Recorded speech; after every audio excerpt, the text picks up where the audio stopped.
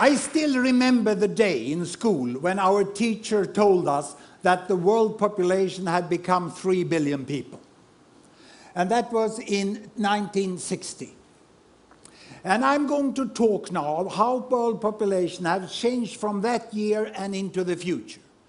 But I will not use digital technology as I've done during my first 5 TED Talks. Instead, I have progressed. And I am today launching a brand new analog teaching technology that I picked up from IKEA. This box contains 1 billion people.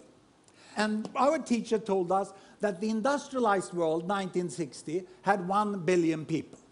And the developing world, she said, they had 2 billion people. And they lived away then. There was a big gap between the 1 billion in the industrialized world and the 2 billion in the developing world. The industrialized world, people were healthy, educated, rich, and they had small families. And their aspiration was to buy a car. And in 1960, all Swedes were saving to try to buy a Volvo like this. This was the economic level at which Sweden was. But in contrast to this, the developing world, far away, the aspiration of the average family there was to have food for the day. And they were saving to be able to buy a pair of shoes. There was an enormous gap in the world when I grew up. And this gap between the West and the rest has created a mindset of the world which we still use linguistically when we talk about the West and the developing world. But the world has changed, and it's overdue to upgrade that mindset and that taxonomy of the world and to understand it. And that's what I'm going to show you. Because since 1960, what has happened in the world up to 2010 is that a staggering 4 billion people have been added to the world population. Just look how many. The world population has doubled since I went to school. And of course, there has been economic growth in the West. A lot of companies have happened to grow the economy, so the Western population moved over to here. And now their aspiration is not only to have a car, now they want to have a holiday on a very remote destination, and they want to fly. So this is where they are today. And the most successful of the developing countries here, they have moved on, you know, and they have become emerging economies, we call them. And they are now buying cars. And what happened a month ago was that the Chinese company Geely, they acquired the Volvo company. And then finally the Swedes understood that something big had happened in the world. You know? So there they are. And the tragedy is that the 2 billion over here that is struggling for food and shoes, they are still almost as poor as they were 50 years ago. The new thing is that we have the biggest pile of billions, the 3 billions here, which are also becoming emerging economies. Because they are quite healthy, relatively well educated, and they already also have 2 to 3 children per woman, as those have. And their aspiration now is, of course, to buy a bicycle. And then later on, they would like to have a motorbike also. But this is the world we have today. No longer any gap.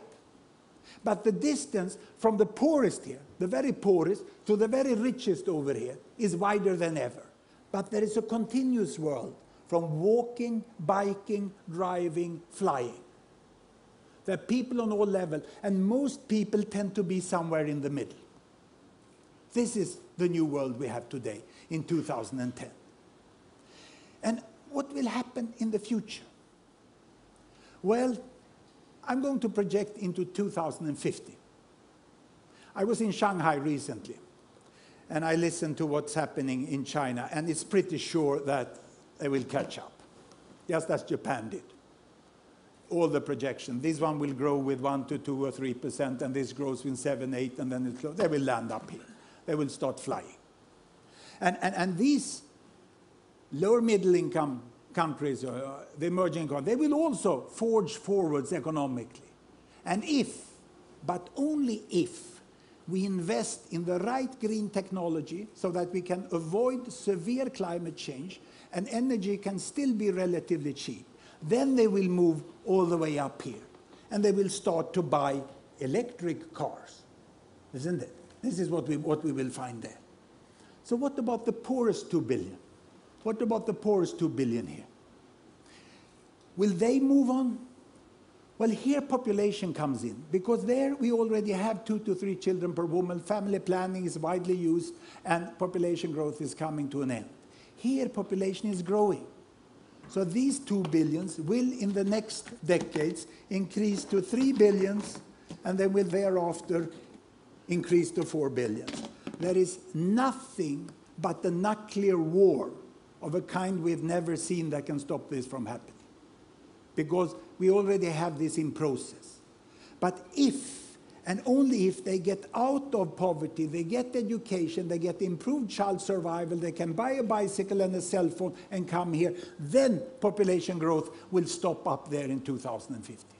We cannot have people on this level looking for food and shoes, because then we get continued population growth. And let me show you why, by converting back to the old-time digital technology. Here I have on the screen my country bubbles. Every bubble is a country, the size is population, the colors show the continent, the yellow one there is the Americas, dark blue is Africa, brown is Europe, green is Middle East, and this light blue is South Asia, that's India, and this is China, size is population. Here I have children per woman, 2 children, 4 children, 6 children, 8 children, big families, small families. The year is 1960, and down here child survival. The percentage of children surviving childhood up to starting school, 60%, 70%, 80%, 90%, and almost 100%, as we have today in the wealthiest and healthiest countries. Look, this is the world my teacher talked about in 1960. 1 billion Western world here, high child survival, small families, and all the rest, the rainbow of the developing countries with very large families and poor child survival. What has happened? I start the world. Here we go. Can you see, as the year passed by, child survival is increasing. They get soap, hygiene, education, vaccination, penicillin, and then family planning. Family size is decreasing. They get up to 90% of child survival, then family is decreasing. Also the Arab countries in the Middle East is falling down there. Look, Bangladesh catching up with India. The whole emerging economy world joins the Western world with good child survival and small family size, but we still have the poorest billion. Can you see the poorest billion? Those boxes I had over here? They are still up here, and they still have a child survival of 70 to 80%, meaning that if you have 6 children born, there will be at least 4 who survive to the next generation, and the population will double in 1 generation.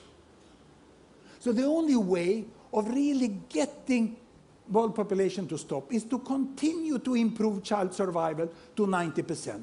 That's why investments by Gates Foundation, UNICEF and aid organizations, together with national government in the poorest countries, are so good, because they are actually helping us to reach a sustainable population size of the world. We can stop at 9 billion if we do the right things.